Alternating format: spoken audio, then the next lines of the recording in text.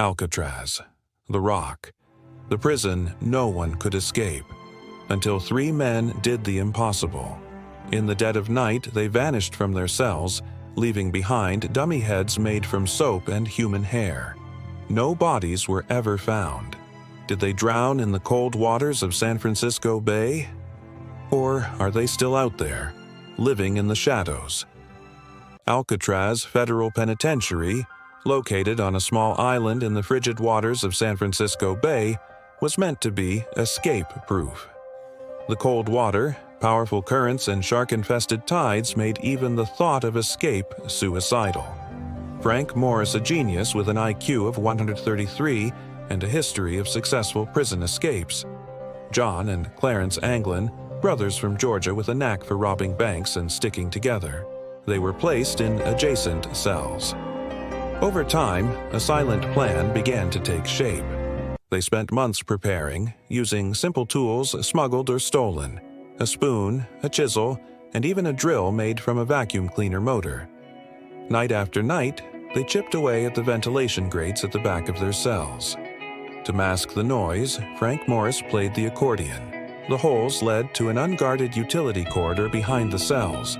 From there, they accessed a network of pipes and shafts leading to the roof. They built a makeshift raft and life vests from over 50 stolen raincoats, stitched together with thread and sealed with heat from steam pipes. To fool the guards, they created dummy heads using soap, concrete dust, toilet paper, and real hair from the prison barber shop. On the night of June 11, 1962, the plan was executed. After lights out, the three men slipped through the holes behind their cells. They crawled through the utility corridor, climbed a ventilation shaft, and reached the roof.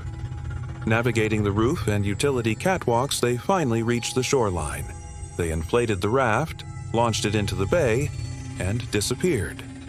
The next morning, guards discovered the escape when the dummy heads didn't respond during wake-up checks. Panic ensued. A massive manhunt was launched.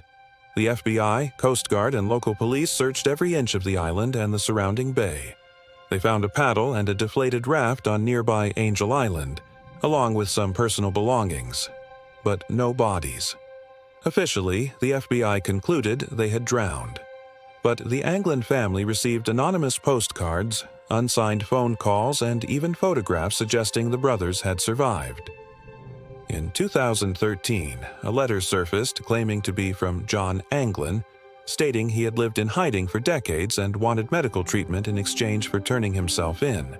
The FBI never verified its authenticity. Some believe they escaped to South America, helped by the Anglin family. In the 1970s, family members even traveled to Brazil searching for them. Other reports claim the men were spotted in Florida and Georgia in later years. The escape inspired books, FBI documentaries, and even the Clint Eastwood movie Escape from Alcatraz.